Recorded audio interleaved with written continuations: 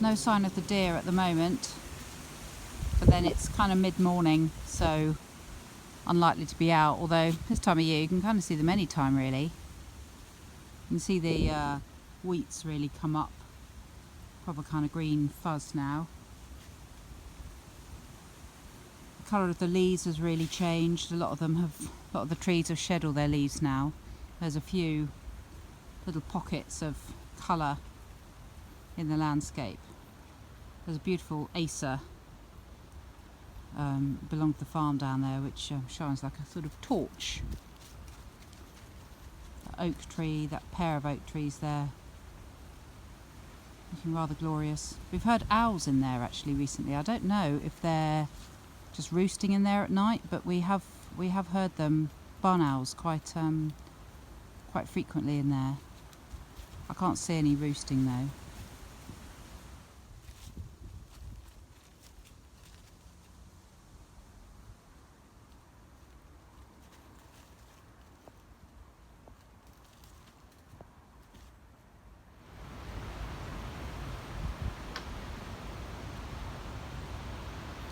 Just love the colour of these birch leaves,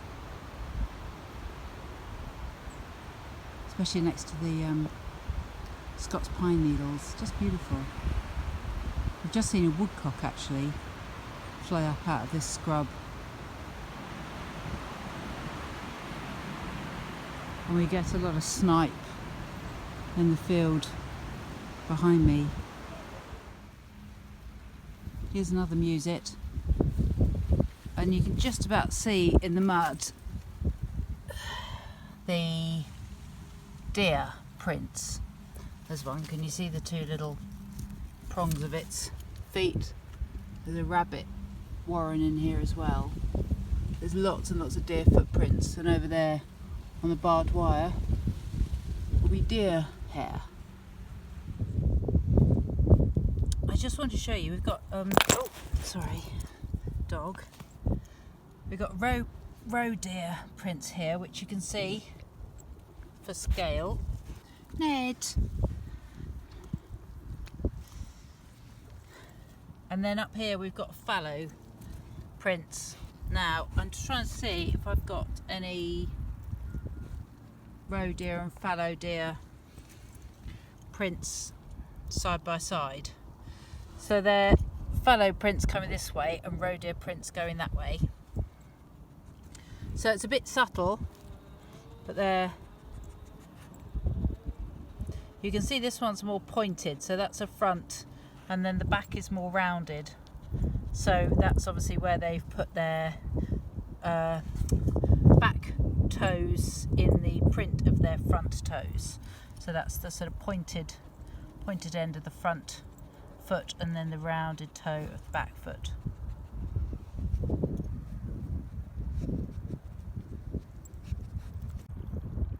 Come on, I've stopped talking now. Come on, Eddie.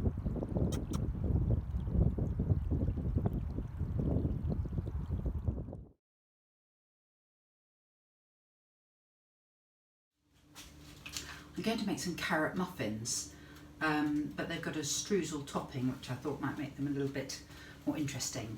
So I'm going to just make a half batch as usual, because I've only got a 6 cup. A 6 muffin pan.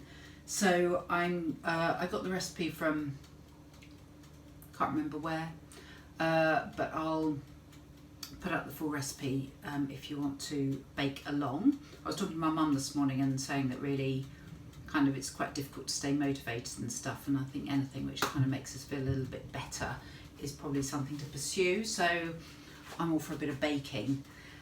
So it's an American recipe, so I'm using my cups and tablespoons and stuff. So there's no, I've even kept my scales in the cupboard. But I'm just going to mix up the streusel topping first, which is a mixture of flour and oats, which are left next door. So I need a tablespoon of flour. No, sorry, 2 tablespoons of flour. Tablespoon of oats. These are just ordinary rolled oats. Tablespoon of brown sugar.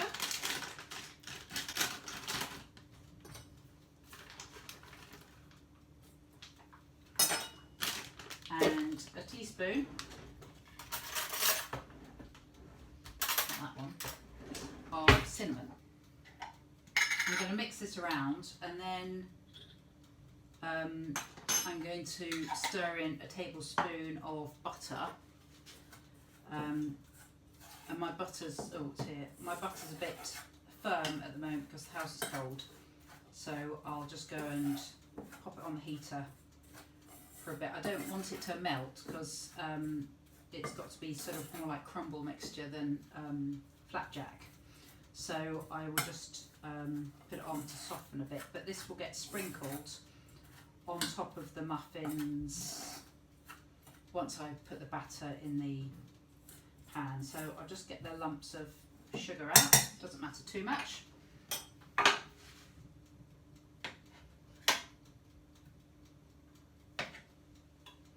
If you've got one of those choppy things for making pastry, you could use that with this, that would be really good. I'm going to weigh out the measure out the dry ingredients now, and then I'll be creaming the sugar and butter together, and then adding the dry ingredients with the yogurt or buttermilk once I've creamed the butter and sugar together. So I need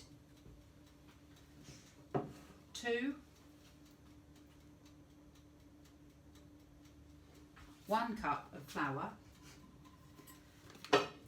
So with the dry ingredients, I've got 1 cup of just ordinary flour. I then need a tablespoon, sort of heaped tablespoon of porridge oats, and a little bit of baking powder, a teaspoon, and a teaspoonful of cinnamon.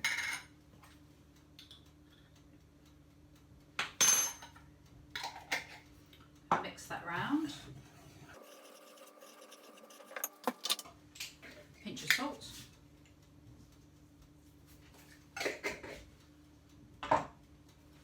I use unsalted butter, and ordinarily with muffins you use oil, so it's quite important to put a pinch of salt into the mixture, otherwise it can just taste a bit bland. It's amazing what a difference just that little bit of salt makes.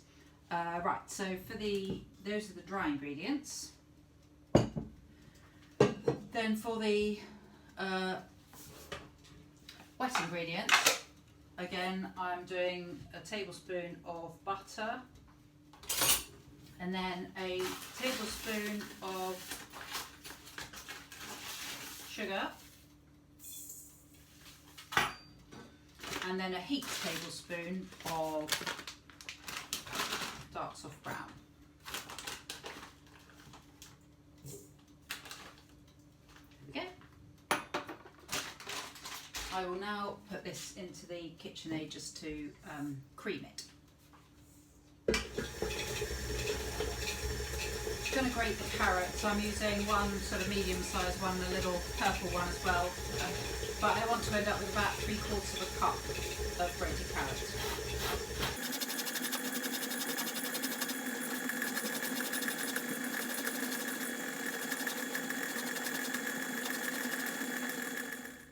I'm going to mix the grated carrot into the flour mixture, the dry ingredients. As with most muffin mixtures, it's a question of mixing all the dry ingredients together really well and the sort of more liquid ingredients together really well, and then mixing the dry and the wet ingredients kind of really quite lightly together, because if you are too vigorous with the mixing of the final batter, it can end up being a bit sort of tough and not that lovely sort of light crumbly texture you're wanting from a muffin.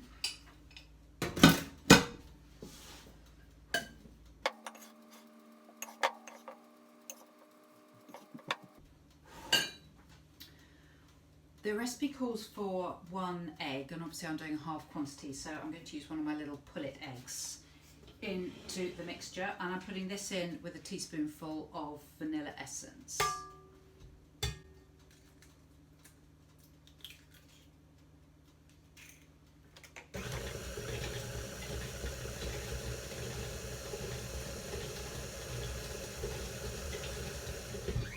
There we go.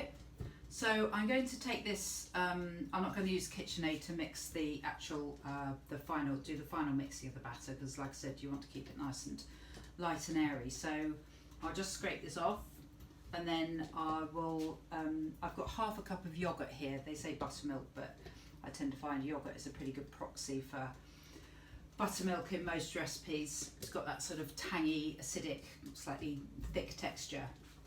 But if you can get buttermilk, or you have some buttermilk, by all means use that. It does make for a nicer, lighter flavour. But yoghurt is a perfectly good substitute. So I'm just going to scrape this off, and then I will mix the two together. I'm also going to add some almond nibs, just because I've got them and I thought they'd be quite nice in the muffins. Walnuts would probably go better, but I just thought I'd put some almond nibs in. So I'm just going to put in a 1/4 cup into the dry ingredients. Ooh. Maybe a little bit more than a 1/4 cup. Didn't think that through, sorry.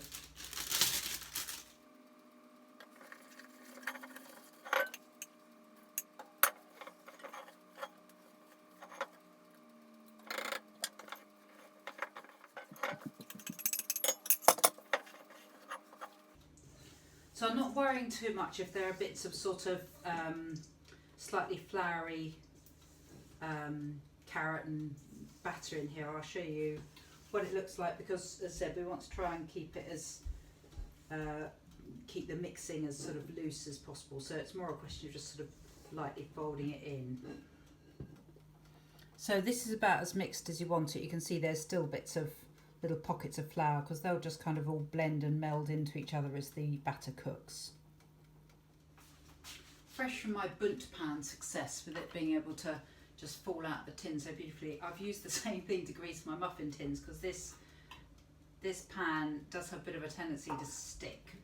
So I'm going to just divide these out into the sections. I've got my streusel mixture here, which I've just sort of done into kind of rough crumble, and I've levelled off the muffins in the pan here, and I'm just going to, probably really messily, just sprinkle the streusel topping on top, and then I'm going to put them in the oven.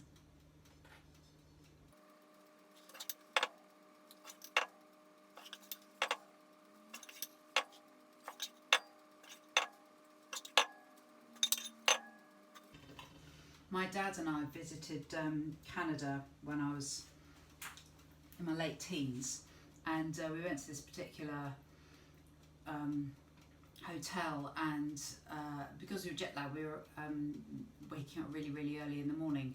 And I remember we went downstairs, and they had these, they were bringing trays of muffins, and they were these huge trays, and there was as much muffin above the pans as there was below. So, and they just got knives and were just cutting across the top in grids, and then you get these huge muffins, and they were sort of complimentary, and we were so hungry we ended up just eating all the complimentary muffins and the free coffee that they had in the lounge, because we were woken up at about sort of, you know, we can go downstairs till sort of 6 o'clock in the morning, and we ended up eating all the complimentary muffins, and then it got to actual breakfast time and like, oh, not really hungry now.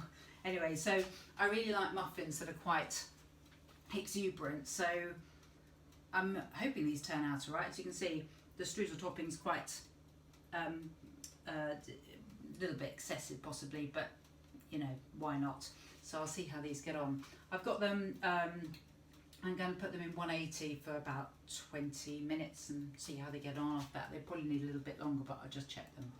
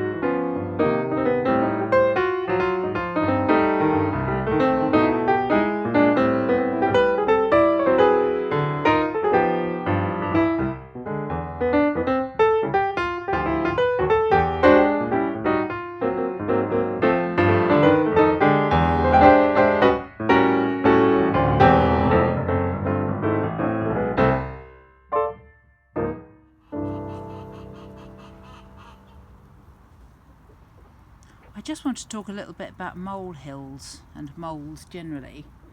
Now, I quite like moles actually, because I think they're quite cute and I feel quite flattered when they come to my garden, because it shows I must have quite a lot of worms.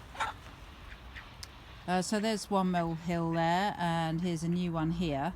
Now, I will be collecting up this topsoil and mixing it with my peat-free compost just to make the substrate go a little bit further. So I find it quite handy to access some free topsoil.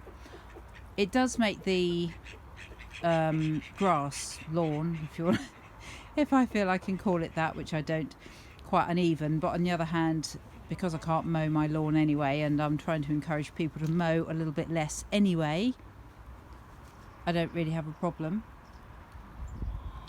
So yeah, it's just the most beautiful friable earth. And if I, like I said, if I gather this up, some people don't like using it because it'll have weed seeds in it, but again, I don't think that's much of a problem. And it's very tempting to kind of think, oh, moles, I just need to get rid of them and sort of discourage them and sort of have them exterminated. But I just feel that, you know, that's one thing we carry on doing, and it's going to end up being one of those little animals that are just in our, you know, in books and don't really appear in our lives anymore, a bit like hedgehogs, which were quite common when I was little and now are endangered. And I just think it would be a huge shame to kind of not regard every species we have now as something to be considered and respected. And if it doesn't really matter if they make molehills in your lawn, then maybe just let them be. If you do get rid of them, you'll only get another one coming in soon anyway, so because they're quite territorial. But yeah, in the summertime my chickens love them because they make them into dust baths. So yes, I'll be gathering this up and raking over the soil and yeah, letting the moles get on with it, quite frankly. Oh, I just found a worm. You're right, Duckles.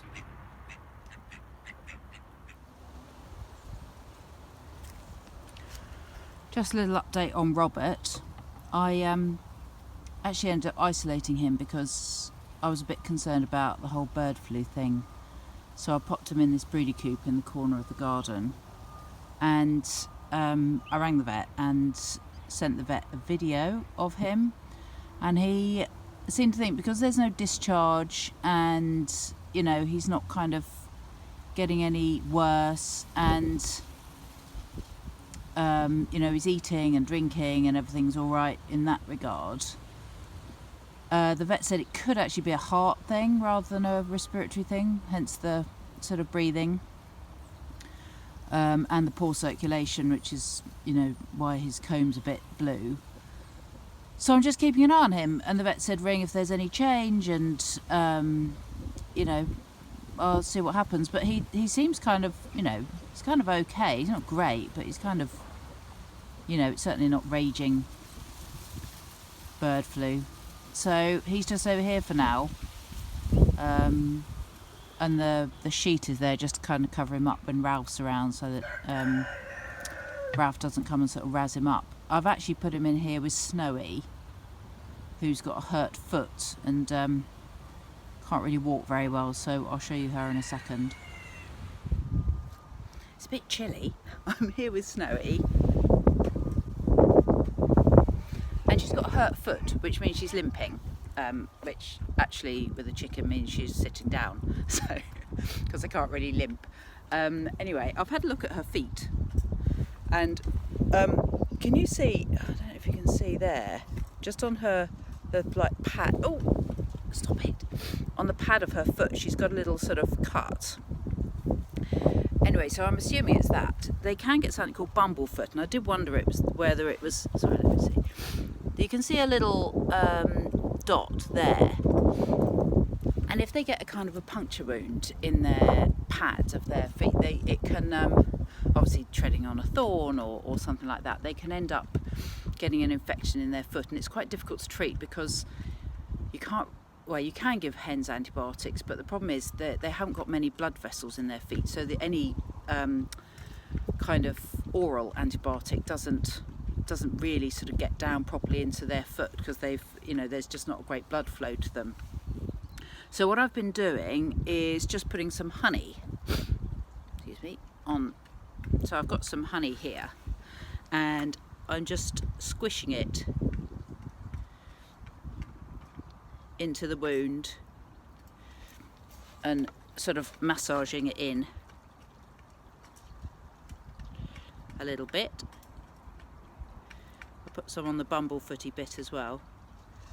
Now, if you want to, you can bandage them up a little bit, but it's quite difficult to get a bandage to stay on, and the bandage obviously gets quite mucky, and to be honest, it's easier to kind of just keep the wound, just massaging it in here, keep the wound clean and keep it sort of, keep cleaning it and reapplying the honey, because obviously it's better to kind of do that rather than try and like make it last too long, if you know what I mean. It's better to kind of keep repeating the process. So I'm just going to do that. Oh, I'm going to pop her down and see how she does, and wash my fingers. Excuse me. There we go.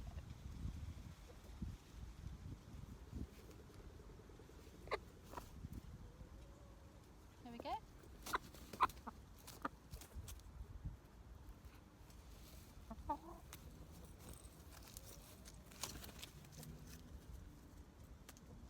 Yeah, she's hopping now rather than just sitting down. So I'll keep doing that a couple of times a day, repeat with the honey, and I'll just go and get her some food so she doesn't have to walk around too much. But I'll put her back in with Robert, so she's in a kind of a clean area, and she can share some food with him. Now I'm not concerned that he's contagious, I'll do that.